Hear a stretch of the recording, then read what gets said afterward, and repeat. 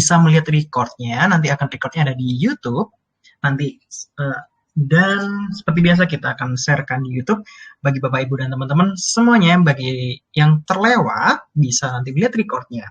Baik, selamat sore Uga. Kak Uga sebelumnya saat ya, selamat sore. Berada di mana Kak Uga? Maaf, agak putus-putus. Gimana Kak Ilham? Domisili saat ini berada di mana Kak Uga sebelumnya? Mohon maaf. Saya sekarang ada di ibu kota Jakarta.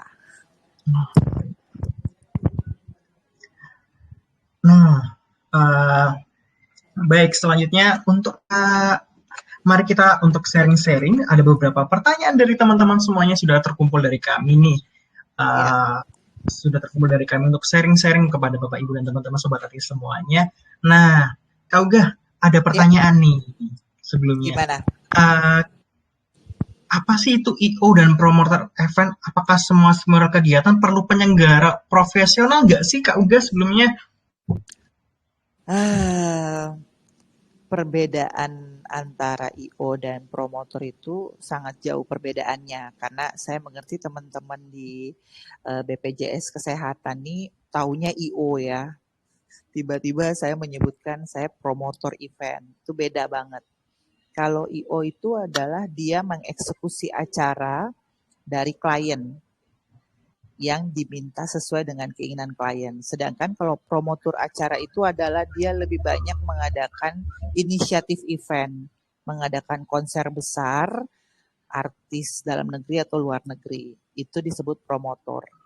Itu teman-teman. Untuk masalah perlunyakah profesional event organizer dalam suatu acara, kalau menurut saya perlu. Kenapa?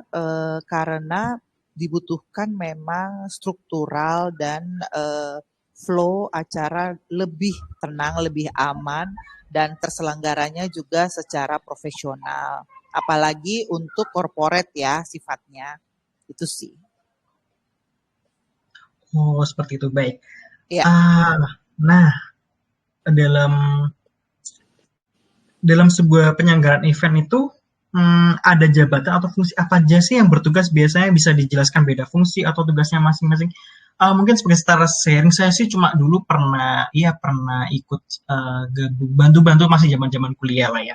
Zaman-zaman kuliah gabung-gabung itu cuma bagian tiketing lah, cuma bagian scan gitu aja gitu. Iya, iya. Nah, mungkin bisa dijelaskan dalam sebuah penyelenggaraan event itu ada jabatan atau fungsi apa aja sih yang bertugas dan bagaimana untuk dari sharing-sharing dari pengalaman dari Kak Uga juga bagaimana untuk penyelenggaraan event tersebut seperti itu.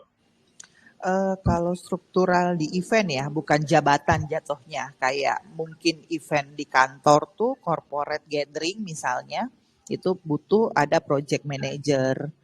Terus ada yang namanya stage manager untuk memanage yang namanya stage talent ya. Misalnya panggil artis, MC, atau ada narasumber, itu perlunya stage manager. Ada floor director. Floor itu adalah yang mengatur flow-nya para tamu, para pejabat-pejabat atau teman-teman corporate yang diundang, klien-klien dari corporate yang lain, itu ada tugas dari floor director. Sedangkan kalau pernah dengar ada I.O., ada L.O., itu bagian dari manage-nya yang namanya semua talent yang akan terlibat di acara. Seperti misalnya kita butuh L.O. MC, L.O. narasumber, L.O. Talent penyanyi mungkin, atau ada penari, itu semua harus punya L.O. Kepanjangan dari L.O. tuh law officer ya. Tuh. Bahkan juga bagian ticketing juga ada, security juga ada, bagian food and beverage juga untuk ngaturin makan, yang bertanggung jawab juga, bahkan juga ada bagian tim produksi. Itu sih, Mas Ilham. Kalau saya pengalaman bersama teman-teman tim waktu sebelum jadi promotor dulu sempat juga menangani I.O. Itu beberapa kesan paling seru tuh kerjasama dengan beberapa corporate, termasuk dulu saya pernah 2015 juga bekerja sama dengan eventnya BPJS. Itu memang yang terkesan adalah event corporate untuk pemerintahan itu kan terlalu banyak protokolernya. Jadi memang itu juga harus detail dan harus aman ya, secara mungkin di di corporate itu, apalagi government harus punya struktur yang aman. Itu sih. Iya, mungkin izin Mas Ilham. Nah, tadi mungkin agak sudah berikan pencerahan nih dari Kak Uga nih. Nah, Ya. kalau dari saya sih Kak Uga kemarin waktu kemarin diberi kepercayaan untuk memandu ini tuh paling penasaran tuh Kak Uga tentang pandangan Kak Uga sendiri dari banyaknya pengalaman-pengalaman yang sudah kami sampaikan juga tadi pengalaman kerja Kak Uga itu sebenarnya kalau menurut Kak Uga sendiri tuh apakah event organizer itu bisa sebagai profesi Kak Uga? Seperti itu. Waduh, kalau yang namanya event organizer itu sangat bisa ya. Sekarang juga yang namanya IO kan banyak tersebar di seluruh Indonesia. Bahkan sebelum pandemi melanda, yang namanya event organizer tuh sangat mengakuisisi semua acara, hampir semua acara. Hanya mungkin terjadi pergeseran ketika adanya kita COVID 2 tahun belakangan ini, itu merubah mindset teman-teman di corporate. Ternyata sekarang sistemnya di era new normal itu peran IO atau pembuat acara itu sekarang sudah banyak menggunakan jasa konsultan. Jadi sudah tidak membuat lagi bekerja sama lagi dengan pihak IO, tapi mencari satu orang menjadi satu konsultan event untuk agenda corporate 1 tahun, dan mengarahkan teman-teman yang ada di corporate itu sendiri untuk membuat tim sebagai pembuat acara. Itu juga salah satu perubahan di era sekarang, new normal, transisi antara corona kemarin, karena memang di corporate sendiri sudah menyadari bahwa event organizer itu memang suatu sub sendiri ya, divisi sendiri, karena memang setiap corporate itu butuh entertainment juga kan. Jadi memang sekarang sudah banyak, apalagi di Jakarta sudah banyak government, apalagi corporate juga membuat divisi entertainment. Jadi memang yang namanya IO sekarang itu karirnya sangat diperhitungkan. Bahkan sekarang sudah menjadi punya mata kuliah ya sekarang. Beberapa universitas bisnis itu sudah buat jurusan event organizer sendiri. Itu. Ya, luar biasa. Mungkin untuk Sobat ATE mungkin yang ingin memiliki side job mungkin tertarik dengan jadi event organizer karena sepertinya cukup menjanjikan sekali kalau yang disampaikan dari Kak Uga ini. Sangat-sangat malah. Sangat Oke, malah. Oke Kak Uga, sebelum lagi nih izin Kak Ilham nih, saya masih tertarik lagi nih. Sebelumnya kan tadi Kak Uga juga nih riwayatnya sebagai manajer. Nah sebenarnya apa yang membuat Kak Uga itu tertarik untuk menggeluti event organizer ini Kak Uga, dan sejak kapan ketertarikannya itu dimulai? Sebenarnya yang namanya entertainment itu satu dan lain hal berkaitan ya. Mulai saya tuh kuliah di broadcast. Jadi saya waktu itu sembari kuliah, sembari juga kerja di salah satu radio. Di situ saya melihat bahwa memang yang namanya MC, yang namanya pengisi acara, artis, penyanyi, penari, bahkan badut, bahkan yang namanya stand up comedy sekalian, kalau tidak ada yang memanage dalam satu event itu nggak seru ya. Kalau cuman dibiarin gitu yang nggak termanage, ya pasti konsepnya nggak jelas. Nah, kenapa jadi tertarik? Satu, duitnya gede banget, ini jujur ya, gede banget. Terus yang kedua adalah juga kita linknya lebih luas, karena ketika kita berbuat acara dalam satu corporate dan sukses, alhamdulillah, itu corporate yang lain akhirnya akan bertanya, ini siapa sih yang bikin acaranya? Syukur-syukur menjadi cuan lagi di tempat yang lain. Jadi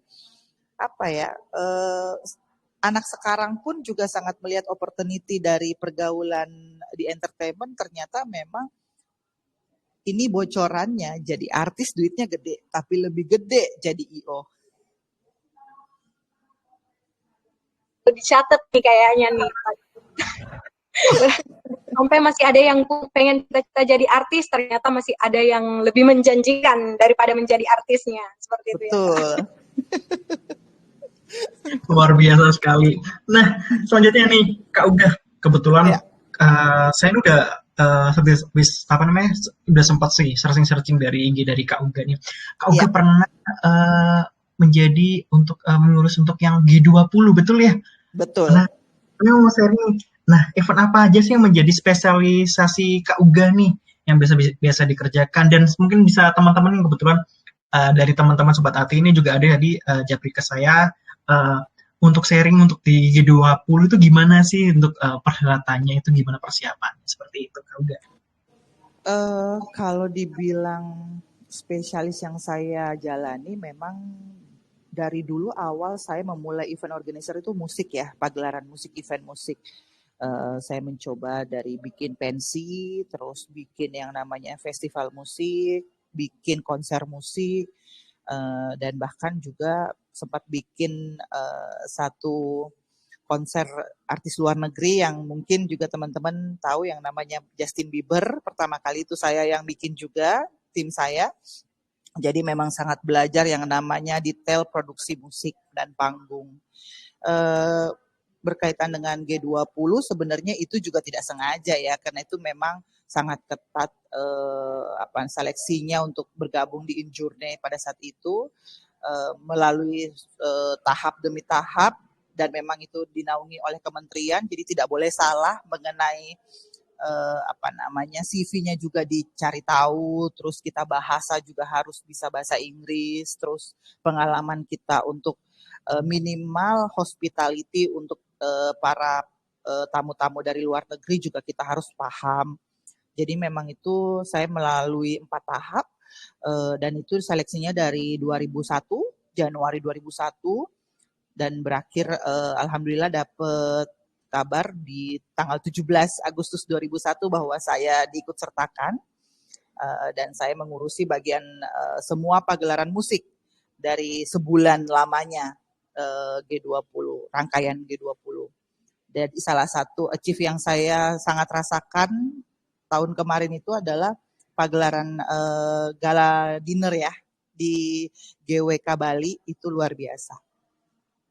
Merasa sangat luar biasa bisa terlibat, karena memang semua kerabat kerja yang terlibat, tim juga dalam dan luar negeri, protokoler dari para pejabat-pejabat luar negeri itu sangat banyak mendapatkan ilmu buat kita ya. Ternyata tidak boleh sembarangan juga untuk lewat-lewat, terus rules-nya untuk pengamanan juga ketat, jadi kami juga tidak boleh main keluar aja, semua harus ada body checking, harus ada komunikasi dulu. Jadi memang banyak pembelajaran G20 itu, alhamdulillah.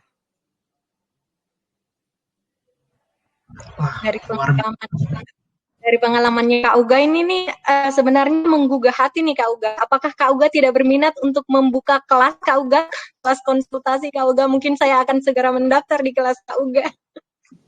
Sebenarnya gini, teman-teman saya tuh sebenarnya kan gimana ya, masih sampai detik ini merasa kurang terus. Jadi juga terus belajar dan terus diskusi dengan teman-teman yang sekarang lagi banyak berkembang.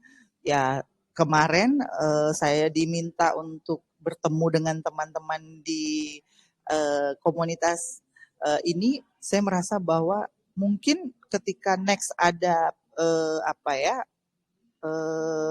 mungkin diminta lagi untuk menjadi konsultan atau diminta lagi untuk brainstorm masalah event, agenda event, saya sih bersedia aja. Catat ya Mas Ilham, berarti nanti kalau ada isi part selanjutnya nih Kak Uga masih sangat bersedia nih kita undang nih. Sama-sama belajar ya. Siap, kita catat untuk siapa tahu dari teman-teman di sini kita membutuhkan, atau ada juga yang membutuhkan dari side job, butuh konsultasi dan lain-lainnya. Boleh. Nah, Kak Uga, ya.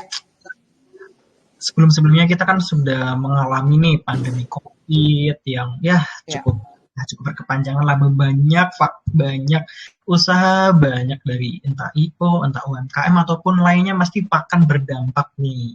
Nah, apa sih beda penyelenggaraan dari sharing-sharing dari Kak Uga itu event sebelum pandemi dan setelah pandemi itu gimana? Apakah ya ada ternyata mungkin sebelum-sebelumnya sebelum pandemi kita mungkin jarang ya lihat ada event-event yang membutuhkan Zoom meeting dan lain-lainnya, itu masih jarang banget pasti ya, karena betul, adanya betul. COVID ini pasti banyak nih Zoom meeting. Nah, dari Kak Uga nih sharing-sharing gimana sih beda dan sebelum pandemi dan sesudah dari pandemi, dari pengalaman dari Kak Uga itu bagaimana? Satu contoh sebenarnya apa yang kita lakukan hari ini itu adalah juga imbas dari pandemi kemarin ya. Kita bisa bertemu lewat layar hari ini itu salah satu teknologi aplikasi untuk membuat kita yang jauh jadi dekat kan. Dan dulu teman-teman yang ada di daerah ketika mau raker itu kan sebelum corona itu kan harus bisa berkumpul di satu tempat ya, ngeluarin budget pesawat dan segala macam, hitungan dari corporate itu kantor pasti gimana lah menampung 5.000 orang gitu untuk mungkin bersatu misalnya raker acara tahunan corporate biasanya. Tapi saat pandemi melanda tiba-tiba Zoom itu menjadi satu favorit atau live aplikasi itu. Jadi semacam bisa tidak mengeluarkan besar budget lagi dari teman-teman yang ada di luar kota untuk bertemu, tapi bisa bertemu dalam satu aplikasi gitu. Kami pun sebenarnya juga para penggiat entertainment juga harus sadar bahwa kemajuan teknologi juga harus kita tetap pelajari karena memang ya kami pun merasa bisa dibilang itu bagian dari kami gitu. Iya, Kak. Nah, kalau dari suka duka sendiri, Kak, dari sejak menggeluti bidang promotor event ini, dari Kak Uga sendiri mungkin bisa membagikan sukanya seperti apa, dukanya seperti apa, apakah lebih banyak dukanya daripada sukanya atau lebih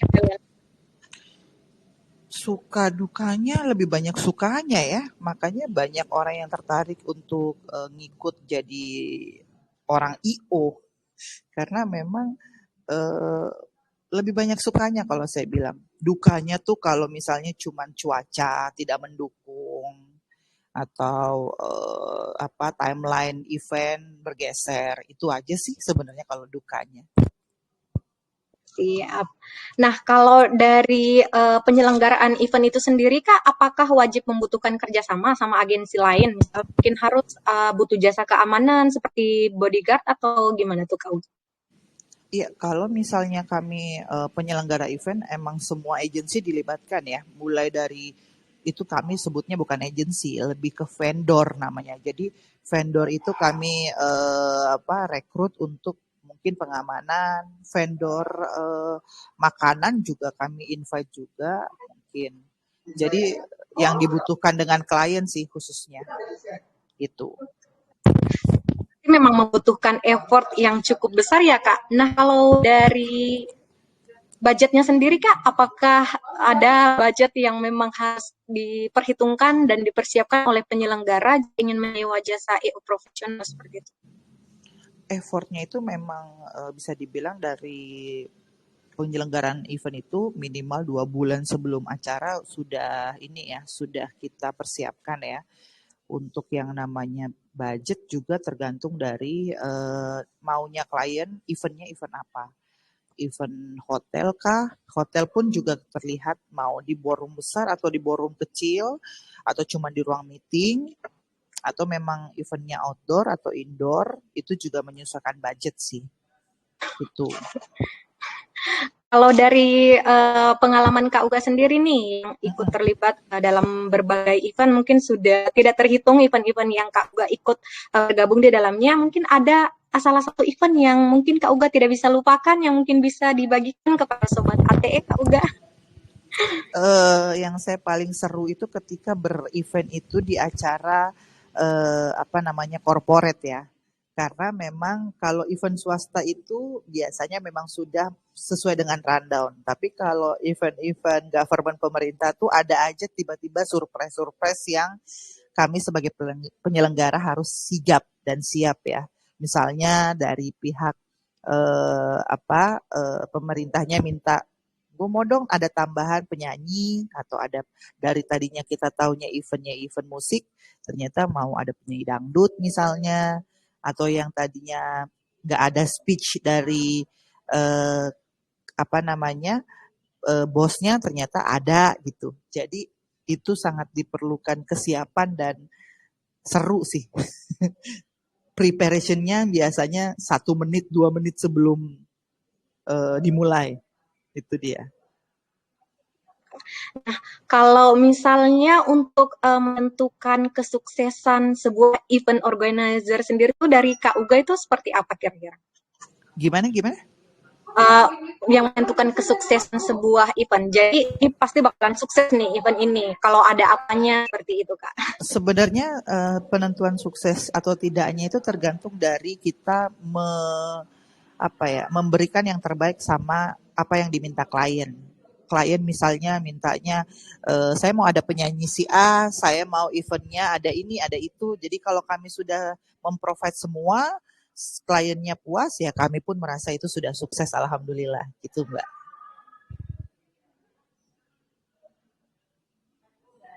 Dari Mas Ilham, sepertinya apakah ada yang ingin ditanyakan terkait yang dijelaskan dari saya kebetulan saya menahan ini mau tanya nih. Ternyata nih Kak Uga ini pernah untuk event di Arjok ya, Arjok. Iya, Ya, Arjok. Kebetulan nih pas zaman kuliah tuh sering banget Kak. Gimana sih Kak Uga untuk mempersiapkan untuk asana kesenian-kesenian yang dikumpulkan dan lain itu gimana sih untuk pengalaman-pengalaman yang gimana sih kalau membuat seperti itu, dan kalau seumpama nih ada yang mau membuat teman-teman di sini pasti banyak yang suka kesenian nih, mau membuat seperti layaknya Arjek tuh gimana sih untuk apa aja sih yang dibutuhkan seperti itu Kak? Kalau Arjok itu kan berdasarkan dengan komunitas seni yang ada di Jogja. Jadi memang susah-susah gampang sebenarnya, karena teman-teman art crafting di Jogja itu juga ada yang mau di blow up, ada juga yang nggak mau ya. Jadi memang kita harus pandai-pandai untuk ngobrol, membuka komunikasi dengan mereka dengan ajakan mau nggak berpameran di Arjok gitu. Dan memang semua harus punya porsi yang sama karena mereka punya produksian karya yang mau dipajang gitu. Jadi memang agak susah-susah gampang. Dan minimal juga saya menggandeng ada satu kurator seni untuk yang paham banget masalah kesenian dan karya lukis atau karya patung yang ada di teman-teman Jogja sih. Jadi memang kami pun pihak penyelenggara harus banyak belajar dan ngulik, banyak nanya soal kesenian di Jogja. Itu sih Mas Ilham. Kalaupun ada teman-teman di sini yang berminat, monggo-monggo aja, tapi baiknya itu preparationnya agak lama, pastinya 6 bulan sebelum hari H, untuk menyelami, menguliti, dan membedah event itu. Itu sih, Mas Ilham. Mungkin Mas Ilham dulu atau saya nih? Boleh, Mbak. Boleh. Nah, tadi mungkin Uga sudah cukup banyak menjelaskan mungkin tadi terkait event organizer itu seperti apa dan pengalaman-pengalamannya. Nah, itu kan semua dari sisi sudut pandang event organizer. Nah, saya mau tahu dari sisi konsumennya nih Kak Uga. Hal-hal apa sih yang perlu diketahui oleh konsumen sebelum memutuskan untuk bekerja sama dengan sebuah event? Gini ya, kalau ini penting banget karena sebenarnya banyak juga klien mungkin yang dinamakan konsumen itu tidak memahami bahwa seperti apa pola bekerja sama dengan I.O. Biasanya mereka cuma datang ke I.O. terus curhat, terus udah bingung.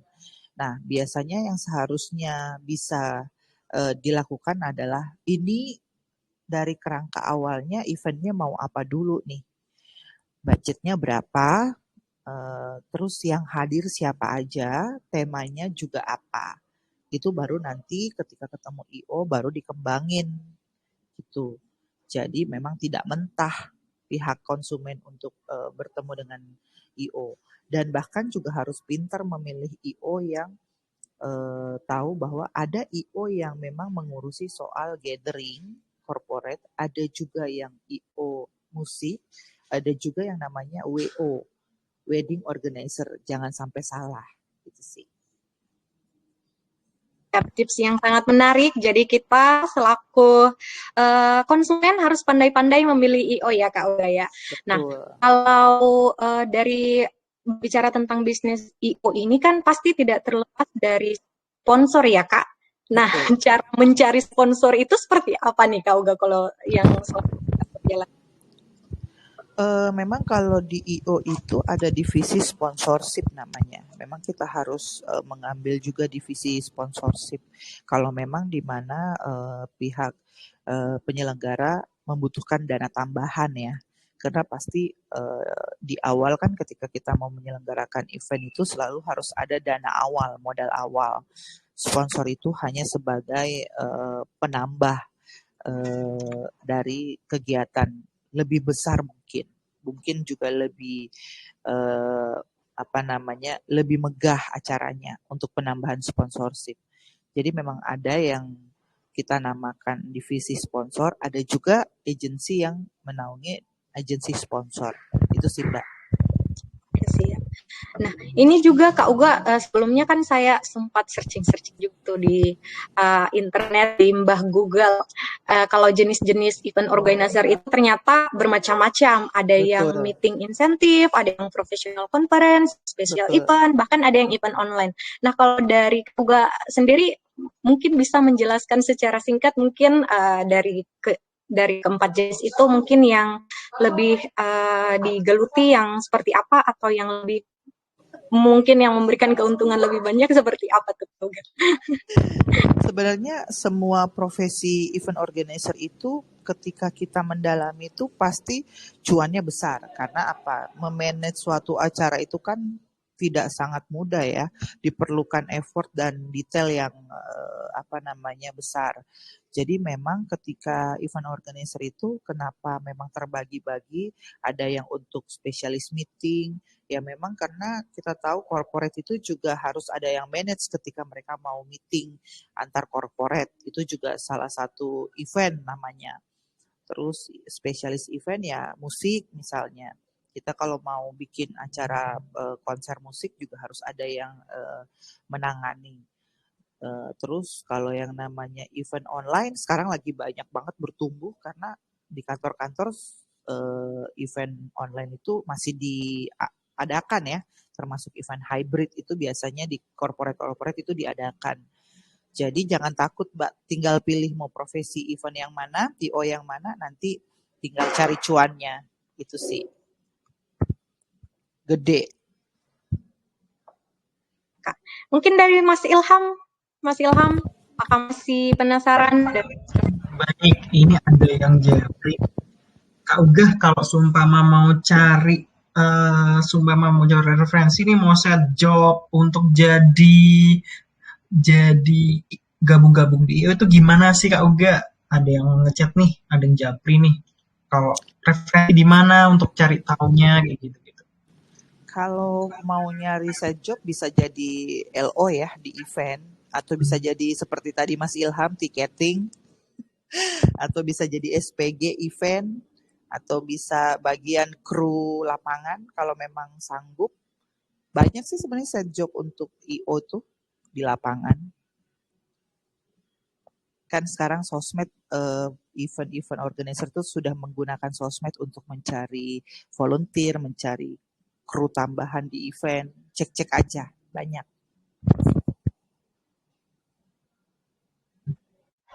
Oke, baik. Nah, untuk selanjutnya. Iya. Sebenarnya masih ada satu pertanyaan nih Mas Ilham, karena sepertinya waktu kita tidak akan lama lagi karena sekarang sudah pukul 16:57 waktu Indonesia bagian tengah. Mungkin yang paling banyak ditanyakan oleh Sobat ATE, khususnya mungkin yang baru tahu mengenai tentang dunia per IO-an ini nih Kak Uga nih.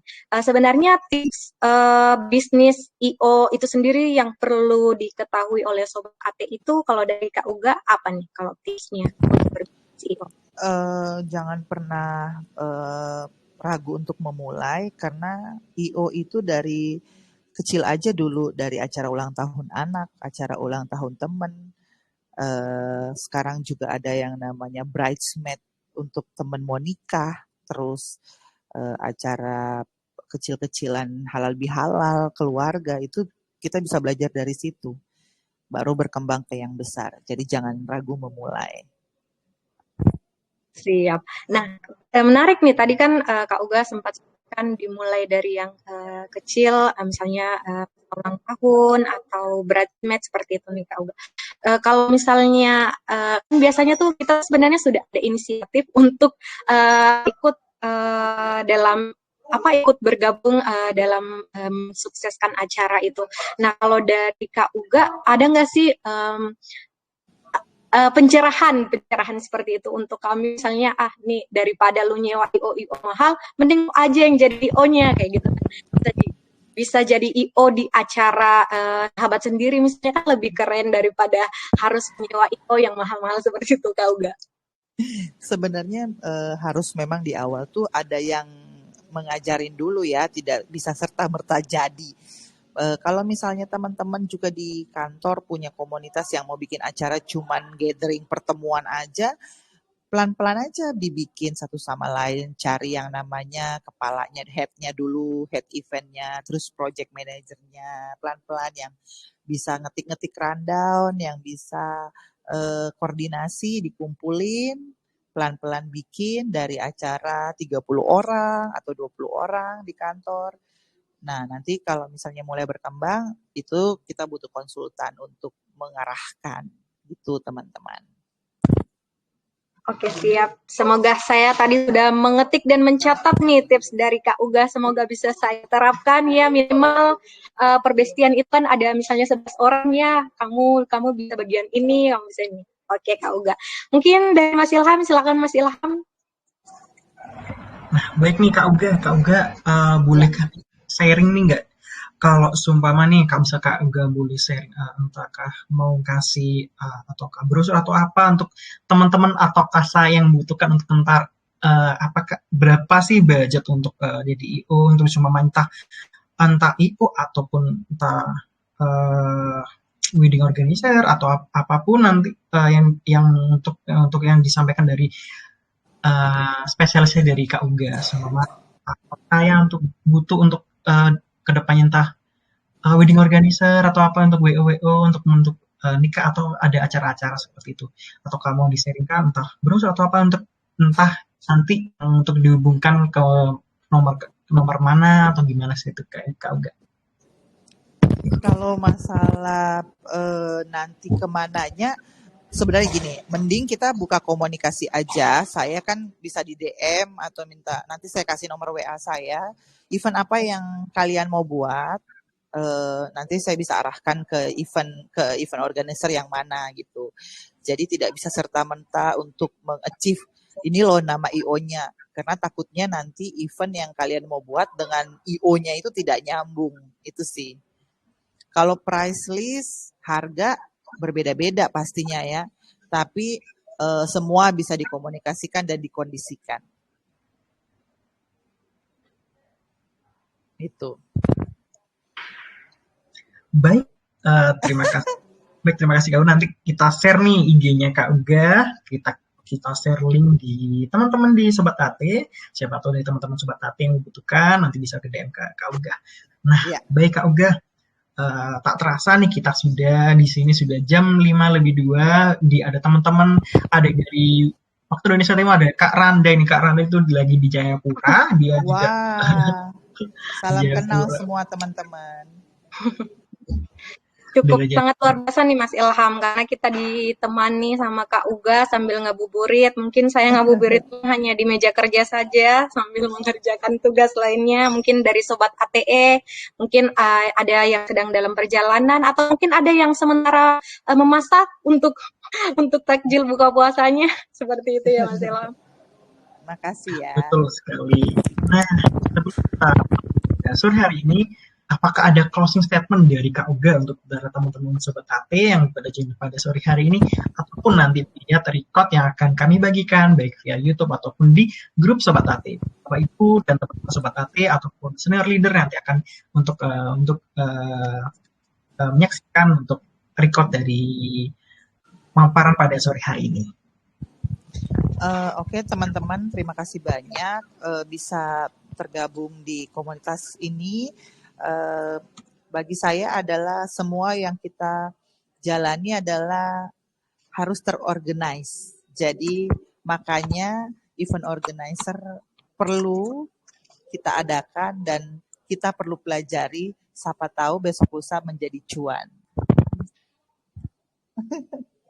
Terima kasih. Oke, baik. Terima kasih Kak Uga. Mungkin sebelum kita mengakhiri edisi ke-386 terkait industri event setelah memasuki era new normal, mungkin tidak afdol rasanya jika kita tidak dokumentasi dengan gaya ala ATE. Jadi kita punya gaya nih Kak Uga. Udah tahu belum? Jadi tangannya, mungkin Mas Ilham yang lebih jago nih. Bagaimana tips dan trik membuat gaya ATE nih? Jari telunjuknya. Tolong Mas Ilham, saya sepertinya agak kurang fasih menjelaskan gimana gaya ATE. Bentar. Sepertinya Kak Uganya masih live dulu. Iya, gimana? Oke.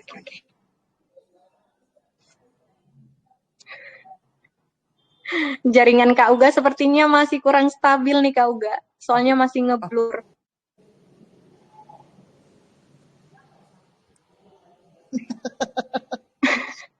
Boleh di screenshot Mas Ilham?